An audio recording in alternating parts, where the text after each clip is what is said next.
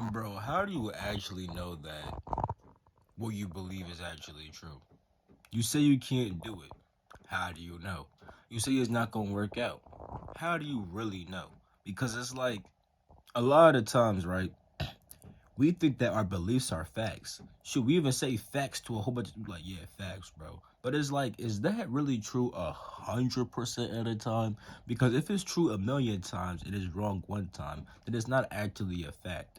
It's a belief that does seem to be true most of the time, but it's not like that all the time.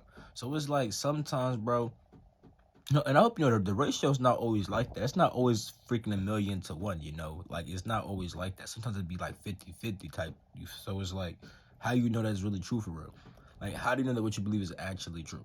You see what I'm saying, bro? Like, it may be true 50% of the time, and the other 50 is not true. And it could be 25% of the time true. Like, a lot of times we believe some crazy things about ourselves. And it's like, if you look back on our lives, bro, it's only true like a quarter percent of the time, if even that most, if even that much. So it's like, when you believe certain things, you make it more true. You experience that reality way more because it's like humans hate to be wrong. So it's like if you believe a certain thing, you're gonna try to prove that it's real all the time inside your life. You're gonna look for proof of it being real all the time, so you can always justify it. You know, because like deep down inside, like you're always looking at how you know things are true. You know, you always look at that type of stuff, which is why you choose to look at certain things and block out other things. You're trying to find truth inside your life through looking at and observing certain things.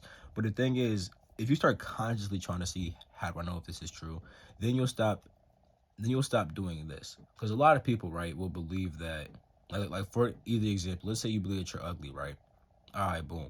So now, more inside your life, you're gonna look for opportunities to prove that you're actually ugly. So if someone calls you ugly, you're gonna look at that more. But if somebody calls you like attractive, you may be like, "Oh, I'm not that attractive." You know what I'm saying? Like you may push it off more. You may not even recognize it as much. But if you start saying, "How do I know that this is true?" Now you're gonna be consciously looking at both sides. You won't just look at one side. Because when you believe one thing, you only look at that one side with inside your life. If you try to if you consciously look for how you know it's true, you start looking at both sides and stuff like that because you become less attached to your opinion and you only search for the truth. A lot of the times, though, we become attached to our opinion because we think it is the truth, so we look for that truth inside of reality. But really, it's just an opinion, and we should be attached to the truth. So we should look at all sides of things. You know what I'm saying? So yeah.